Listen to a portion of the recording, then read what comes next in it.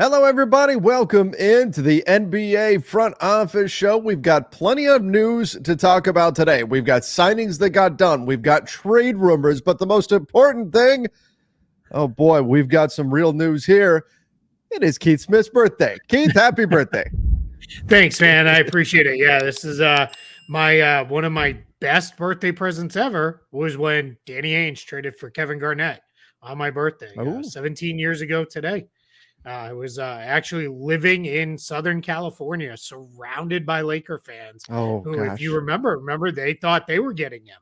Yep. Then the Celtics ended up getting him. Maybe Kevin McHale and Danny Ainge's prior teammates helped that along. I don't know. I'm not going to complain about it, but yeah, it was awesome. It was one of those things where it was like, oh man, is this going to happen? And there was no Twitter, so it was like I'm literally like refreshing Real GM. Oh yeah, message boards. Yep. Yeah, because people in Boston were like, they just had this reporter on the radio in Boston, and it was crazy. But yeah, that was one of the better birthdays I've had. And then a few years ago, there was hoops on my birthday during the bubble, which was always that's right. Hopefully that'll never happen again. I could do without that one. Well, you get hoops on your birthday again right now because we're not even 2 hours away as we're recording this from USA against South Sudan. Yeah, so really there you go. You get some basketball there too. Yeah, all around, man. I had basketball this morning. I got some little soccer on right now. I got a baseball game on. I got Team USA in a couple hours. You can't spend a birthday much better than this. And I get to hang out and talk ball with you. And we have like real stuff to talk about. So I'm excited about that too. That's right. We definitely do. Let's dive into it. And let's start here. Zach LaVine, our old friend. Zach LaVine. I feel like we need to make a Zach LaVine drop at this point. I don't know exactly what it would be, but he apparently feels singled out, that a lot of the blame being placed on him or is being placed on him due to the failures of the Chicago Bulls.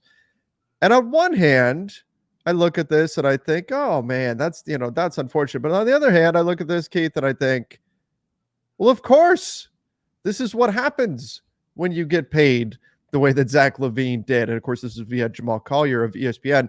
But Keith, Zach LaVine feeling like he took too much of the blame for the Bulls' lack of success. We know LaVine would like to move on from Chicago. We know Chicago would like to move on from LaVine. I don't know if it's going to happen or not, but what do you think about Zach LaVine feeling like he has been singled out? Yeah, I was waiting for Jenny McCarthy to show up. You remember that show? Yes. That was a good one, man. Was that late 90s or early 2000s? I don't know. That was at this probably both. I think maybe it was definitely early 2000s because when I did my first internship with Disney, the housing complex where all the interns lived, like 3,000 of us, they played like a version of Singled Out as like a mixer for people to get to know each other, meet each other. And our roommate was in the final. Shout out to my boy Jeremiah, and he was in the final with this very, very attractive girl. And she said, okay, the final question that then she was going to pick the winner was, what would you make me for dinner if you were going to cook for me? And he said, hot dogs and gravy. And like, she was like, so he lost.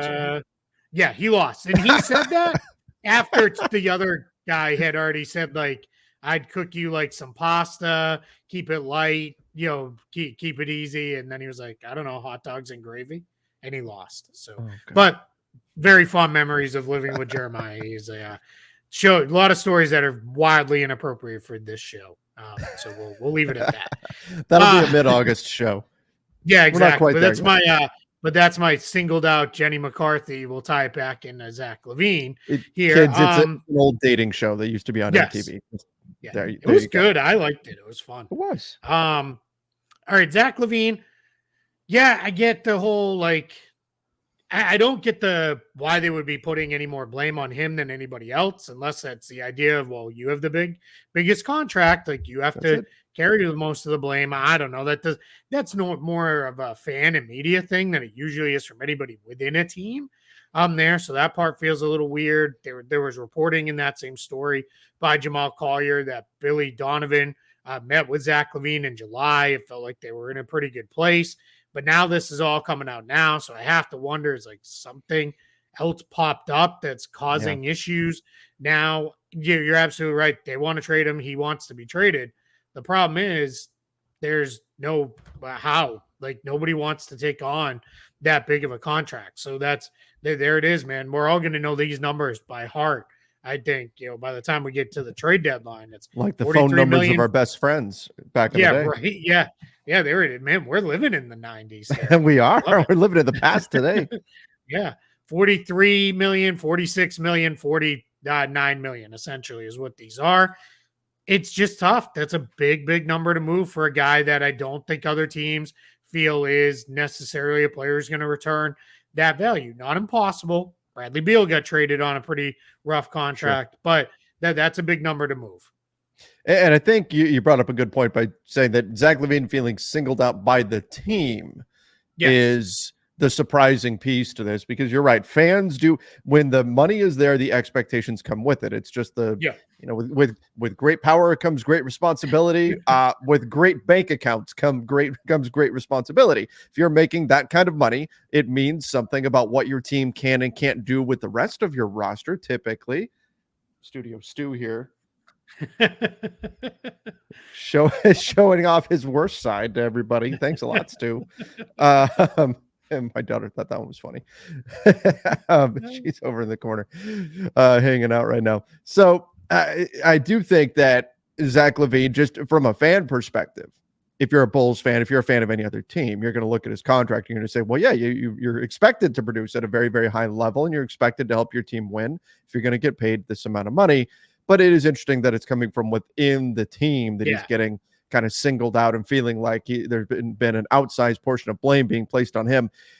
Ultimately, though, you're right. I mean, I think we need a bigger sample size to know for sure. But I believe that one of the effects of the new CBA is teams right now are even less willing than we've seen in the past to take on long-term salary.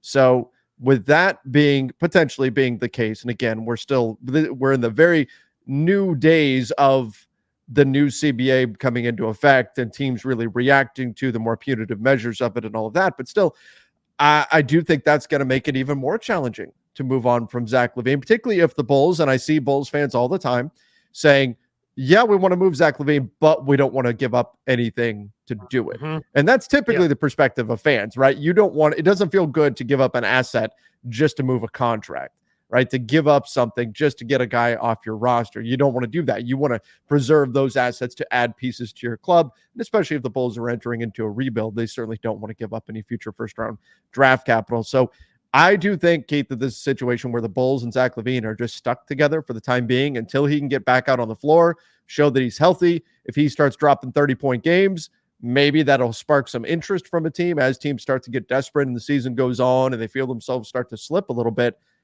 The question, though, is, will Zach LaVine accidentally cause Chicago to win a few too many games? And Nikola Vucevic perhaps falls in that category as well. Yeah, I think to your first part of that's it. He's got to show he's healthy. If he can be healthy and be productive, that only helps him and the Bulls, right? We're working together, shared cause to move. Winning games, I'm in general, yes, I'm with you. I don't know that that's how they're necessarily thinking as an organization. I think the fear them would be, well, hey, let's keep him, right? We're playing pretty good. Let's go for that 10 seed. Yeah, exactly. Bulls fans are like, please God, no, like anything. Right.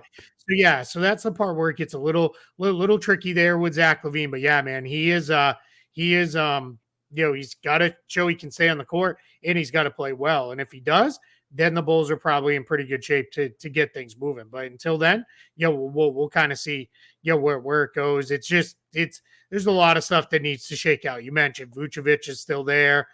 One of the reports, I think it was from Mark Stein over the weekend, was they think it'll be easier to move him.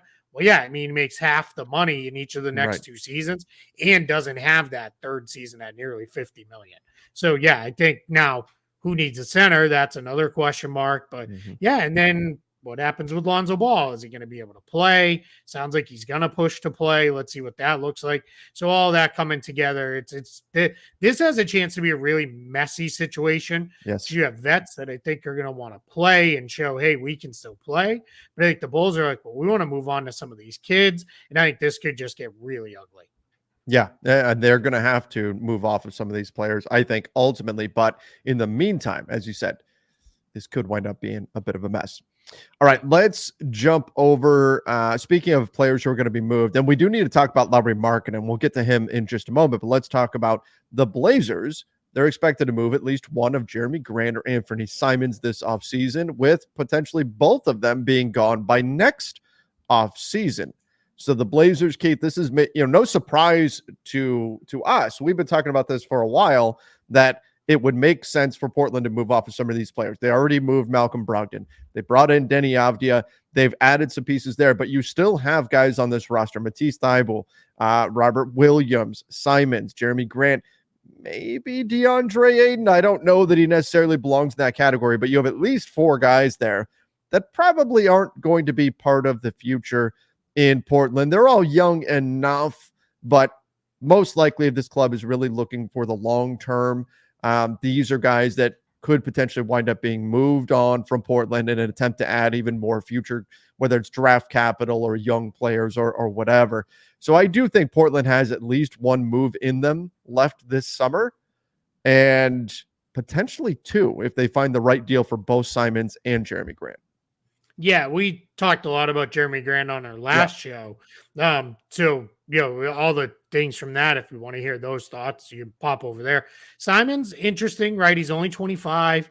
He is a pretty good shooter, pretty good scorer. I think he may be somebody, and again, every time I say this, somebody comes back with like, boy, you really think that little of him? And it's I'm not trying to discredit. He may be best on a really good team as like the third guard off your bench. Sure. Where his role is to shoot and score. And that's not a criticism. That is, again, the guys always use Jamal Crawford, Lou Williams. They made 2-decade-long careers out of that role. Jordan Clarkson has adopted that role and is probably going to stick around for a number of years because he's very good in that spot.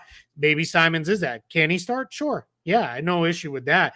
I think the problem with a guy like him is you have Scoot Henderson and Shaedon Sharpe, who those are the guys you're invested in, a pair of 20, 21-year-olds those are your guys that you're moving forward with.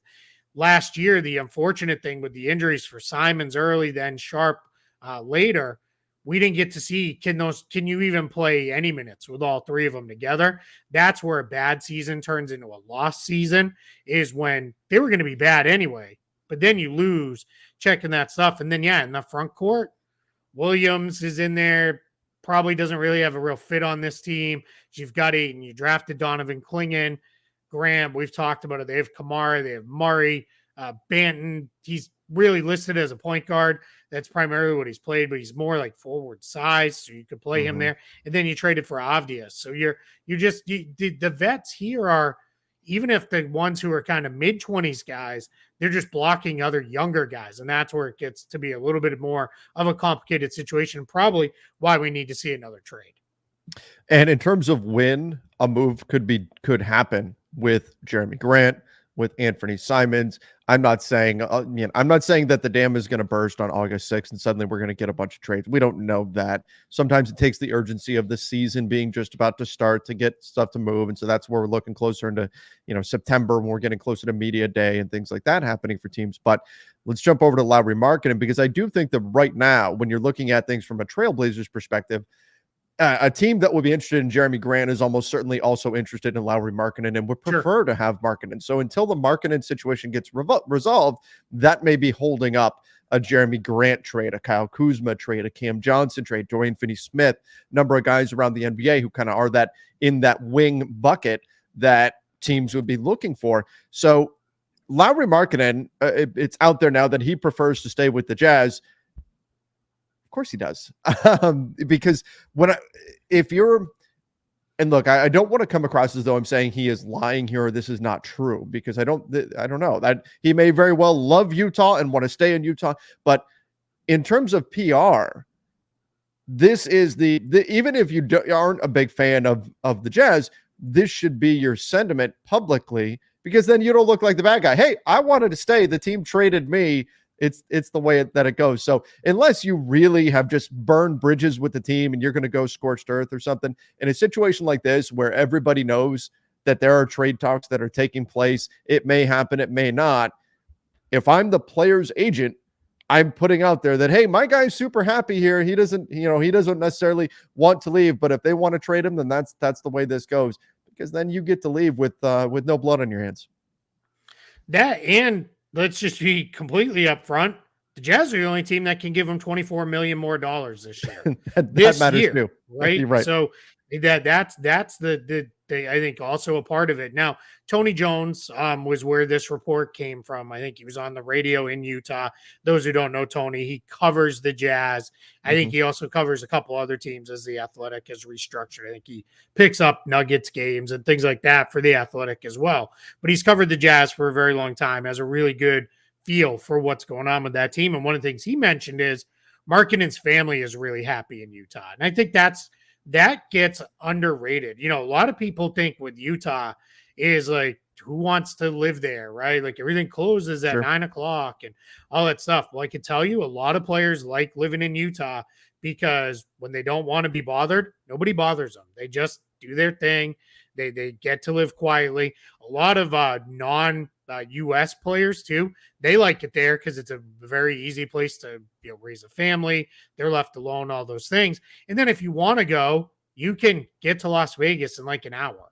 Like it's not very far away if you just want to hop on a plane and shoot over to Vegas. Like that's why even some guys who like the nightlife have enjoyed living in Utah too, because that's very close. So all of that said, I think what we're seeing here is, I want to stay, but he noted he wants to compete too. So this is not going to be a case of, I want to stay, renegotiate my money, then I don't care if we ever win another game. This is no, I want that, but we need to then be moving. So I don't know how this all comes together. My guess is, and this is strictly a guess, he gets renegotiated up to his max, which would be just over $42 million. That would use up the bulk of the Jazz's cap space that they have remaining. Then I think what the Jazz would do from there is they'll play it out like they did the last couple of years. Play everybody to start the year. Then when we get into the season, then if the Jazz need to, they'll start pulling guys out. Now the problem is, does that come too late and you're not in the range for one of those really, really good picks and you kind of only have that? It's also important to know too, they owe a protected pick to Oklahoma City. I think it's top 10 protected. So that's a spot where you got to be really careful. If you're Utah, you don't want to deliver that in a year where you didn't intend to, and it's like the 11th or 12th pick. You want to make sure you deliver that in a year, or you eventually, I think it turns into 2 seconds or whatever, you deliver it down the line then. So that's another thing to keep in mind here. With a lot of young guys, a lot of guys that need minutes and all that. So the Jazz still, like they've been for months, a lot of different directions this could go.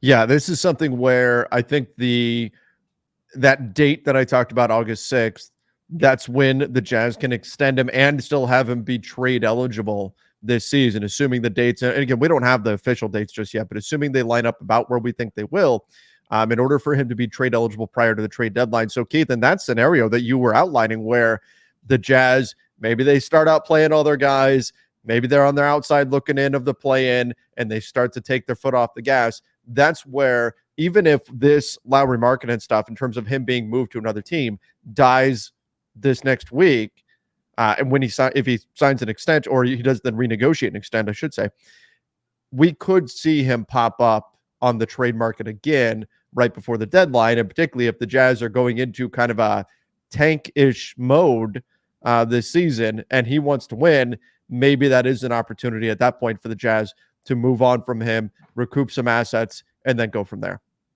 Yeah, so the 2 dates you're really watching a week from now, August 6th and August 7th. August 6th, if he signs that day, the renegotiation extension comes with a 6-month trade restriction. That would lift on February 6th, which is trade deadline day. He would be eligible. If he signs the 7th or any day after the 7th, he's not trade eligible for the rest of this season. He would be, but we all know, right? Trade deadline comes, can't trade guys till then the Right. season is over. So and that's just the difference between season and league year. But he would, so if he's going to go in an in-season trade this year, he's got to do the renegotiation and extension on August 6th. Of course, the world exists where he doesn't do any of these things and he just lets his contract play out. Then he's as tradable as he ever would be and everything that goes along with that. So what's interesting here to note is, I'll just to kind of close this one. Tim McMahon, who also has covered the Jazz quite a bit for ESPN, and Tony Jones both said they think he does the renegotiation and extension, but August 7th or later, because he's going to want to do that, plus also take it out, which I don't know if the Jazz necessarily mind, right? The Jazz may say, hey, we have an opportunity here where we can have you and then not a whole lot else in long-term money. We can still bench you, sit everybody, prioritize draft picks. Then we'd have a bunch of cap flexibility still, a good high draft pick coming in, plus other draft picks, plus Markkanen under contract. That could be one where it could be, hey, we hit the right guy in the draft. We could turn this thing very, very quickly and flip it. And now we've got Markkanen in the fold. So I'm curious to see. Let's see what the next week or so brings. We'll obviously be all over it, to see if anything's coming. We'll be watching our phones to see if there's a Woj bomb on the 6th that says he's, doing it. Here's the thing, though. Woj could tweet it on the 6th that he's agreed to it. And he doesn't actually sign it till the 7th. That's what actually matters. So in that scenario, Lauri Markkanen would guarantee that he doesn't get moved. He would essentially give himself a no trade clause for the season, or not even. I mean, he would just not be trade eligible for the season. And so that would save him anyway from every town the Jazz pull into being asked about a trade. Now he could still be asked about next summer and things like that. But typically, if you push that date out further, there's going to be much less buzz. Where if he signs that thing on the 6th, all the way up until the trade deadline, that's all we're going to be hearing is, all right, what do you think about playing in this city? What do you think about this trade rumor, that trade rumor, whatever? Maybe he wants to save himself from that. And like you said, for the Jazz, it's kind of a no-lose situation. You either move Markkanen now, you get assets for him.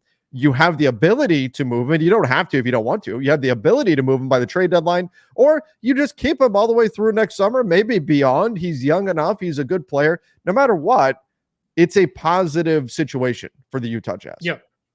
Yeah, and here's the thing, too, because I've had some people ask, like, are they going to max him out this year? So they'd give him about $24 million.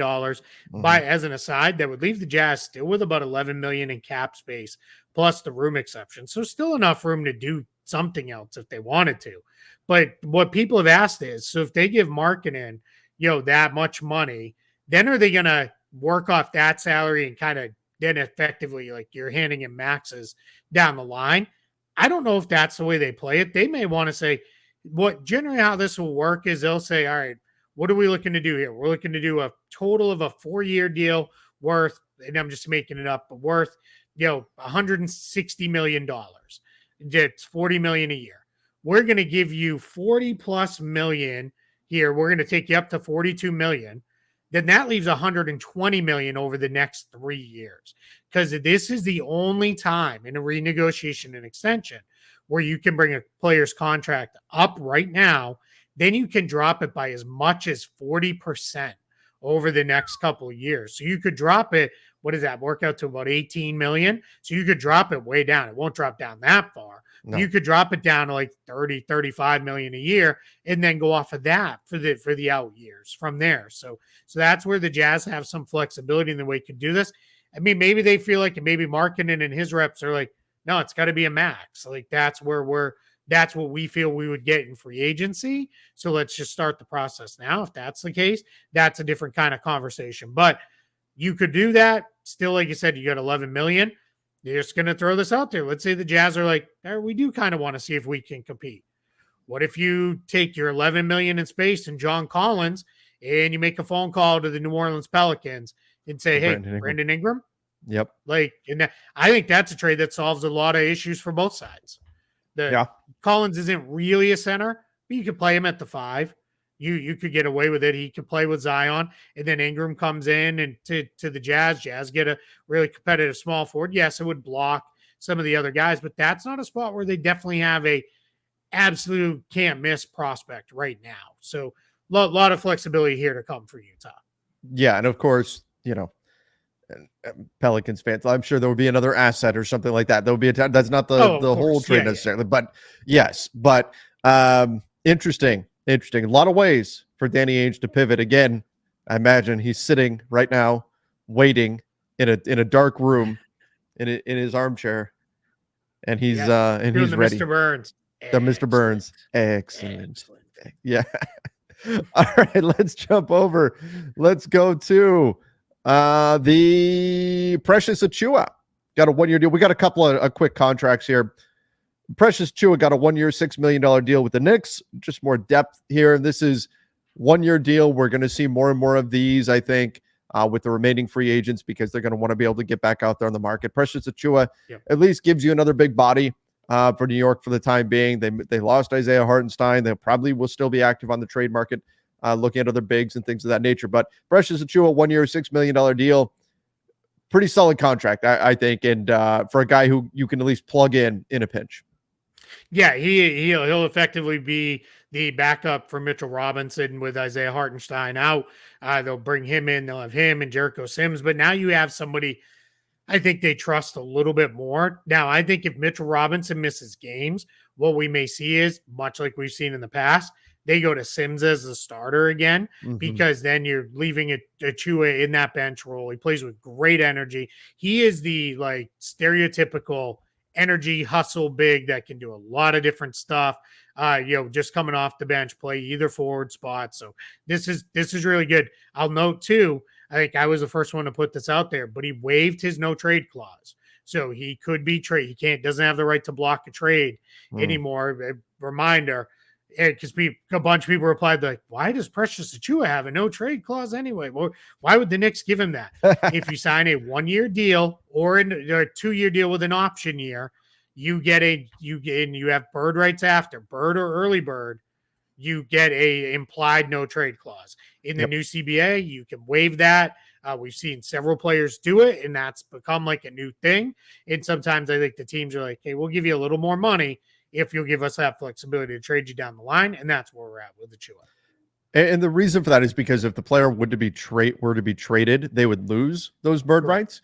And so the player would be damaged or wronged or whatever, however you want to look at it, in that situation. And so the player has to agree to say, oh, okay, you know what, I'll take that hit. I'll no longer have bird rights and you're trading me to team X, and away we go. So by doing this, though, he doesn't have the ability to block that trade. And we have seen players block trades like that in the past. That has happened. So do you remember one of the most famous examples of it? I'm sure you do, because it impacted your team. Yep. Yeah. That was one of the first big ones where it's like, no, I'm good. I'm not going. I don't remember what the trade terms were. I don't recall either. I do remember him saying, no, I'm not. I'm blocking it. I don't want to go. So yeah.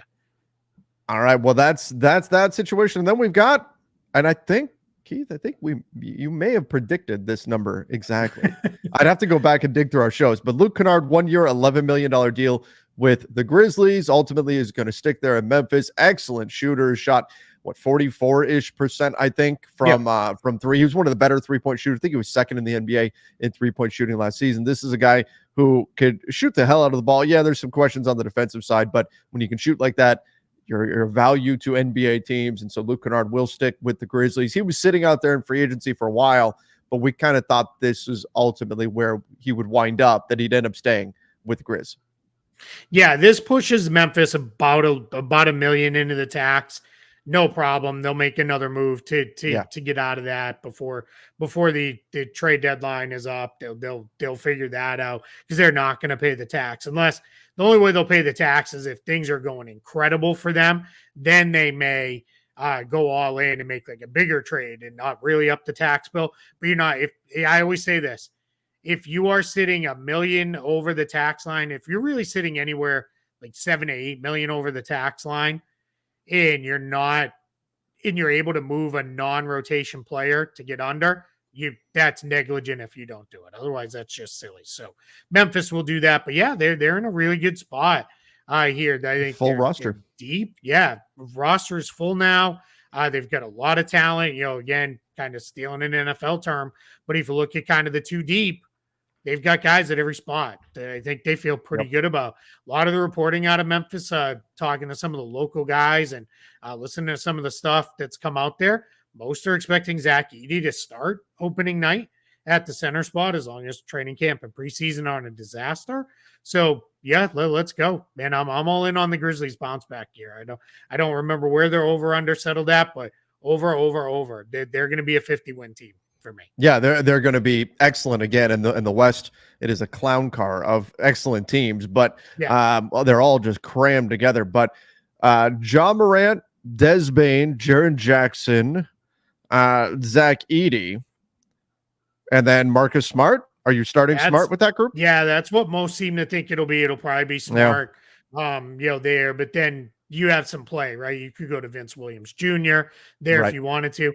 I'm not going to fully rule out Jake LaRavia, who has really started to come along and play pretty well, here down the stretch last year, and then had a huge summer league.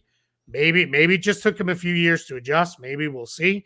Zaire Williams out of the mix now. They moved on from him. So we're just in a spot where let's see how this all comes together. But yeah, this is going to be a pretty good team. Yeah, it'll be a good team in the Western Conference. The Memphis Grizzlies, they'll be back and roaring once again. Keith, I think we should call it there and let you go enjoy some of your birthday before we watch some Team USA basketball. But everybody, I want to thank you for joining us. Make sure you do subscribe to the channel, turn on notifications, podcast listeners, give us that 5-star rating and review as a birthday present to Keith Smith. Yes, I'd appreciate it. Yeah. If you're watching, like the video too. We get way more views than we get likes. Just, like the video, please. Helps get out to more people. So we appreciate it. But thanks, man. I appreciate you. And thank you, everybody, for joining us. Keith, enjoy your birthday. Till next time, everybody. See ya and stay safe.